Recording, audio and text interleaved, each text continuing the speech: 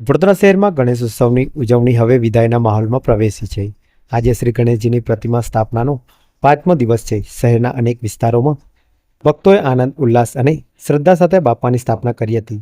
શોભાયાત્રા, આરતી, ભજન અને વિવિધ સાંસ્કૃતિક કાર્યક્રમોથી શહેરના વિસ્તારો ગુંજી ઉઠ્યા હતા। 5મા દિવસના આતિથ્ય બાદ આજે શહેરભરમાં વિસર્જનનો કાર્યક્રમ ચાલી રહ્યો છે। ભક્તો પોતાની પ્રિય પ્રતિમાને ભક્તિભાવ સાથે વિદાય આપી રહ્યા છે। ગણપતિ બાપ્પા મોરયા, ઉઠ્યા વર્ષી લવકરિયાના નાદ સાથે શહેરના જળાશયો પર ભક્તો ઉમટી રહ્યા છે। વડોદરા મહાનગરપાલિકા દ્વારા ખાસ વ્યવસ્થા કરવામાં આવી છે। પર્યાવરણને ધ્યાનમાં રાખીને શહેરના 8 અલગ અલગ સ્થળોએ કૃત્રિમ તળાવ બનાવાયા છે, જેથી મૂર્તિ વિસર્જન સ્વચ્છ અને સુવ્યવસ્થિત રીતે થઈ શકે। આ સાથે શહેરની અનેક સામાજિક સંસ્થાઓ અને યુવક મંડળો પણ પર્યાવરણ જળવાઈ રહે એ માટે પ્રયત્નશીલ જોવા મળે છે।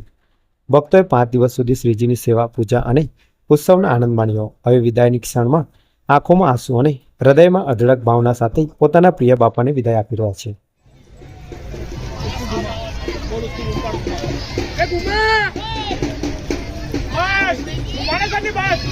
આગળ જતા રહો।